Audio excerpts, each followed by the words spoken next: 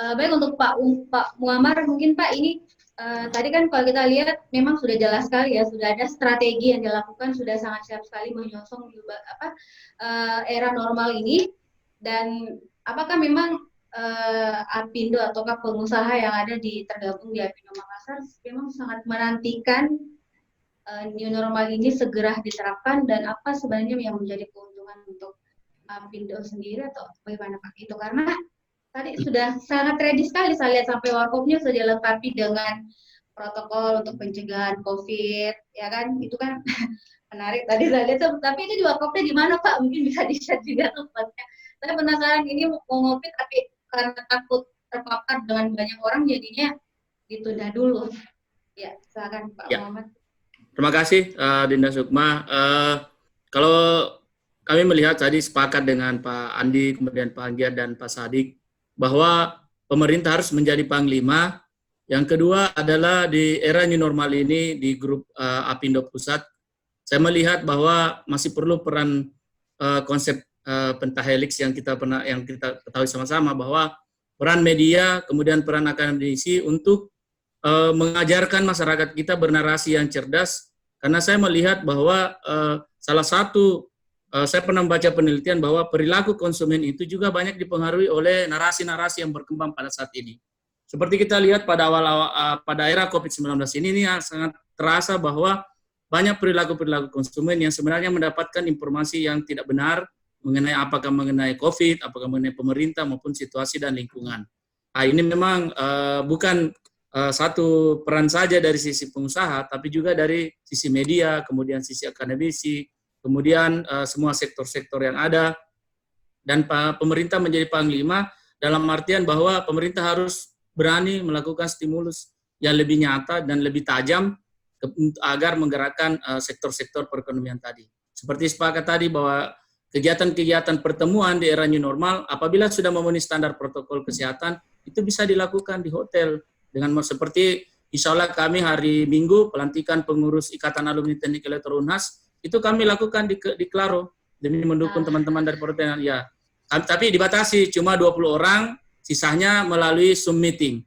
Nah, itu jadi ya itu salah satu kontribusi nyata yang kita lakukan, termasuk rapat kerja daripada Apindo juga dilakukan di sana, alhamdulillah. Karena kita melihat bahwa kalau kita tidak memulai memberikan contoh, itu bisa akan membangun contoh yang baik, akan membangun narasi yang baik. Oh, bisa Ji Pade ya, oh bisa Ji, aman. Seperti kami di Rotterdam Coffee itu di Jalan W. Supratman, dekat Benteng Rotterdam, silakan teman-teman tribun, 1 gelas, 2 gelas, bolehlah dapat free. Nah, itu teman-teman Apindo Makassar dan UKM Apindo Makassar sering kumpul di sana, tapi kami memakai protokol kesehatan, masuk cuci tangan, ada disinfektan, ada pembatas.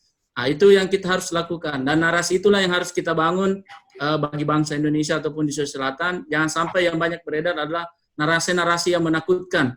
Ya, dulu waktu kita kecil bilang ada kuntilanak, ada sundel bolong, saya juga tidak berani keluar ke warung membeli permen kesukaan saya. Tapi setelah saya diberi narasi yang positif, bahwa tidak ada kuntilanak, tidak ada sundel bolong, seringlah saya membeli permen di warung dekat pohon besar yang ada, kebetulan langganan saya warung gade-gade, itu di bawah pohon besar. Saya takut.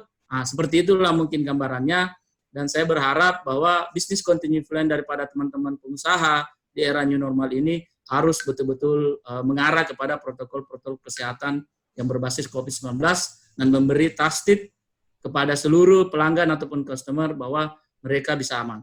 Karena tidak ada juga yang bisa menggaransi kita bahwa kita betul-betul bisa terbebas.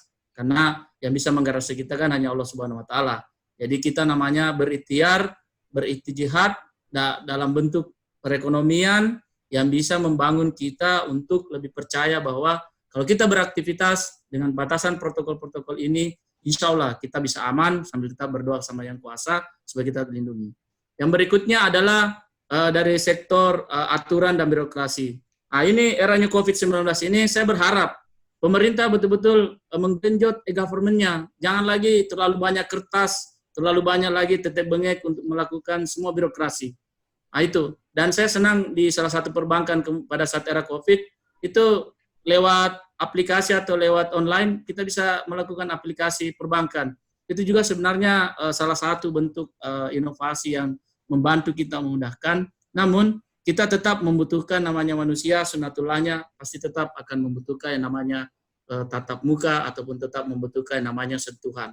Tidak mungkin selalu serba virtual, ya. Walaupun katanya di negara sana di luar sudah dikembangkan namanya hologram yang memungkinkan kita lagi berkomunikasi secara hologram. Tapi kalau saya melihat di negara dunia ketiga, kita masih tetap membutuhkan pertemuan secara langsung. Selama kita menjaga jarak, memakai masker, insya Allah kita bisa mengadakan pertemuan kembali di hotel, bisa mengadakan di warkop. Karena itu semua terdampak. Teman-teman Apindo yang masuk ke hotel bisa hidup, pembuat kopi juga bisa hidup, karyawan juga bisa, dan akhirnya tercapailah target Pak Sadik untuk membeli rumah satu keluarga. Itu kan memang karena kita kan mengarah kepada Indonesia strong from home. Artinya satu rumah satu keluarga itu memang betul-betul membangun new era. Itulah new era yang kita harapkan.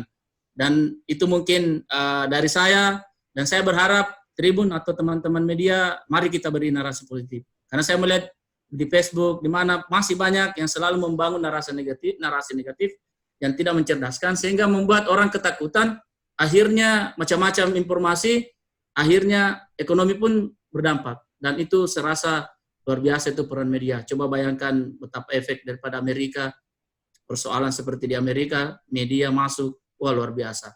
Nah, itu sekelas LV pun dijarah, itu LP di Amerika itu satu tas berapa harganya? Orang Amerika lagi yang menjarah. Nah, itu kita bisa bayangkan. Makanya konsep pentahelix mungkin Prof. Andi bisa perbaiki kalau saya salah, itu sangat bagus sekali yang harus dibangun di Indonesia. Dan terakhir kami dari Apindo, apapun kondisi dan situasi di era new era normal ini, dengan teman-teman pengusaha, kami banyak mengadvokasi teman-teman yang bermasalah di hubungan industrial, kami tetap komit untuk membantu mereka, karena satu tujuan kita adalah Indonesia Raya harus bangkit dan bisa menang melawan COVID-19.